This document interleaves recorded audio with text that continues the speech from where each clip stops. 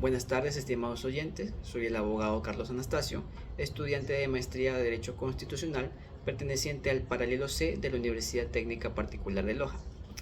El día de hoy vamos a analizar los temas de las corrientes filosóficas del derecho, que son el justnaturalismo y el justpositivismo. Vamos a mencionar las características de ambas, similitudes, diferencias, y al final haré un breve comentario si influye hoy en día en la moral de nuestra legislación ecuatoriana. Bien, comenzando con el justnaturalismo, esta corriente filosófica nos indica que las personas nacemos con derechos, es decir, los derechos son inherentes al ser humano, como por ejemplo, de manera natural nosotros nacemos y por el simple hecho de nacer tenemos derecho a la vida. Bien,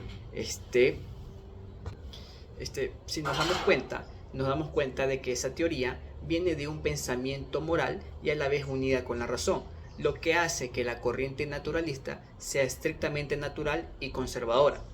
Esto contrasta un poco con lo que es el justpositivismo, ya que la corriente positivista nos indica por lo contrario que las personas no nacen con derechos, no nacemos con derechos, sino que más bien los derechos son ganados y adquiridos a través de la lucha social y constante que tienen los pueblos, nacionalidades, comunidades o determinado grupo de personas, sin importar su raza, sexo, religión o grupo étnico, o incluso hoy en día hasta preferencia sexual, que luchan de manera social y constante en contra del gobierno legítimo a fin de ganar un beneficio común a favor de una determinada comunidad o pueblo.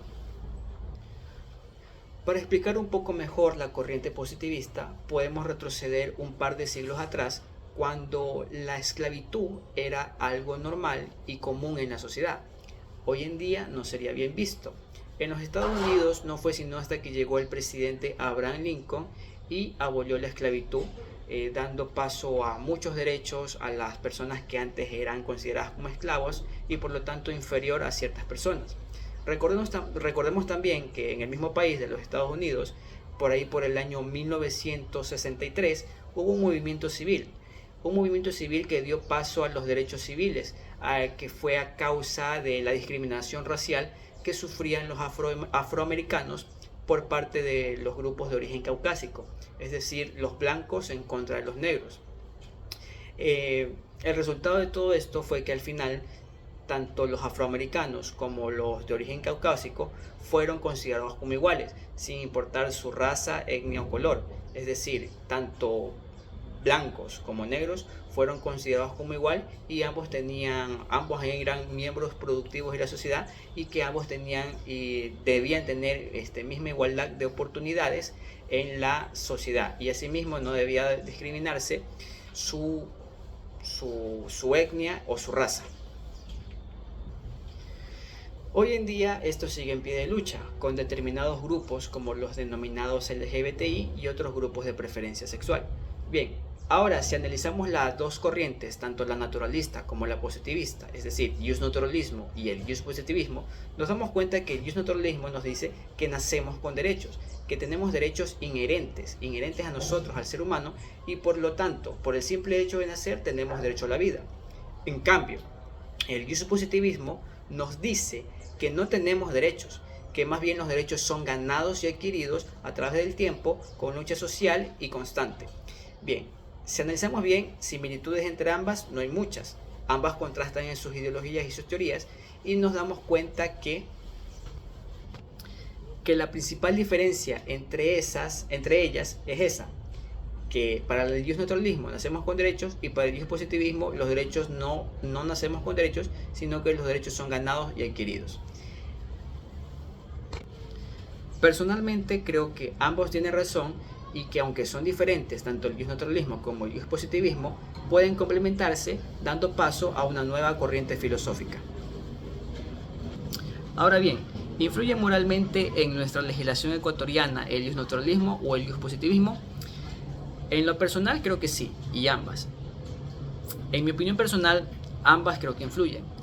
Recordemos que nuestra Constitución 2008 fue la primera constitución en brindar y darle derechos a la naturaleza, siendo esto a nivel mundial un hito histórico a nivel en que ninguna otra legislación había antes otorgado derechos a la naturaleza.